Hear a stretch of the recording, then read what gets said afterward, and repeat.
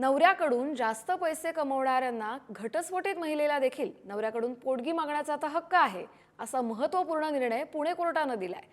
केवळ पत्नी कमावते म्हणून तिला तिच्या विभक्त पतीकडून मिळणाऱ्या आर्थिक मदतीपासून म्हणजेच पोटगीपासून वंचित ठेवता येणार नाही, असा महत्त्वाचा निर्वाळा आता पुणे कोर्टाने एका प्रकरणात दिलाय। याच प्रकरणाबाबत युक्तिवाद केलेल्या वकील जान्हवी भोसले यांच्यासोबत या संदर्भात बातचीत केली आमचे प्रतिनिधी ज्ञानेश्वर चौतमल यांनी।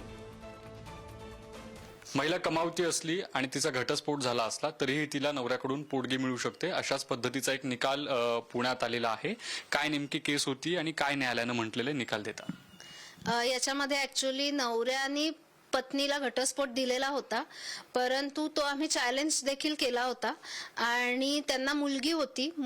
पत्नीला 70,000 पगार आहे, नवऱ्याला 50,000 पगार होता। तरी देखील कोर्टाने सर्व बाजू म्हणजे पत्नीवरच्या आम्ही जबाबदाऱ्या, तिच्या ज्या लायबिलिटीज आहेत, खर्च आहेत, हे कोर्टाला जेव्हा युक्तिवादामध्ये पटवून सांगितले तेव्हा पत्नीला 70,000 पगार असून देखील 10,000ची पोटगीची ऑर्डर झालेली आहे। तुमचे जे अशील होते त्यांचं काय म्हणणं होतं आणि एकूणच साधारण किती वेळानंतर अशा पद्धतीच्या केसेस येतात? रेअर ऑफ केस आहे? नक्कीच ही खूप रेअर केस आहे, कारण बऱ्याच वेळा असं होतं की पत्नीला जेव्हा पगार असतो, ती कमवते, तेव्हा समाजाचा एक ग्रह असतो की मला आता पोटगी मिळणारच नाही कारण मी नोकरी करते। तर असं नाही, आणि त्यामुळे बायका पुढे येऊन पोटगीचा दावाच दाखल करत नाहीत।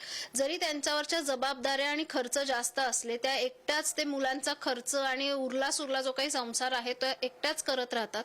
त्याच्यामुळे पत्नी कमवते आणि पोटगीचा अर्ज करते, अशी खूप रेअर केस होती आणि त्याचा निकाल लागल्यामुळे म्हणजे त्याचा निकाल पत्नीच्या फेवर मध्ये लागल्यामुळे म्हणजे ते खूपच खुश होती। व्हिडिओ जर्नलिस्ट संपत मोरे समित, ज्ञानेश्वर चौतमल, पुढारी न्यूज, पुणे।